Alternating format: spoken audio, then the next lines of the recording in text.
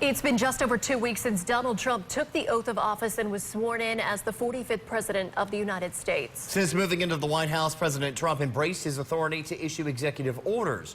It's something presidents have done since our very first George Washington. But as WSLS 10's Aaron Brookshire explains, executive orders are not rare, but the reaction we're seeing is, Aaron. Yeah, that's right. Since George Washington was in office, we've seen presidents making these executive orders with no approval needed from Congress. But very rarely do we see executive orders with so much outcry and legal pushback as we've seen in the past 2 weeks.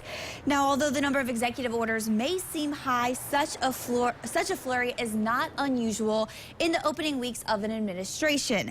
Now, WSLS 10 political analyst Ed Lynch says many times those first executive orders are more ceremonial without an immediate impact, and the fallout we saw with the temporary travel ban. Now, here's how some of our most memorable presidents stack up when it comes to executive orders. Franklin D. Roosevelt signed more than 3,500 executive orders during his time in office. In just 8 years, Woodrow Wilson signed more than 1,800.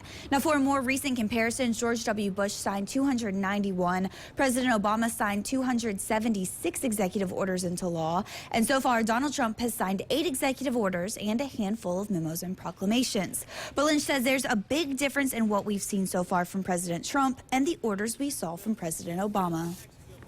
President Obama signed executive orders after, in his phrase, Congress failed to act. And he contradicted what Congress wanted with his executive orders. There's no sign that Congress, at least the majority in Congress, is opposed to much of what President Trump is doing, and they haven't opined on it or passed anything on it one way or the other. So these are very different sorts of orders than what we saw in the last presidency.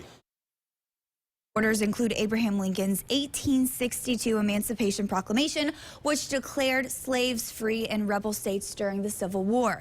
Also, Franklin D. Roosevelt's 1942 order authorizing the internment of Japanese Americans during World War II was also an executive order.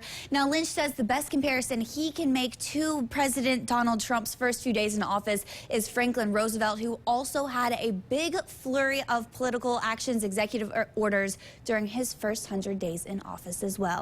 Live in Roanoke, I'm Aaron Brookshire, WSLS 10.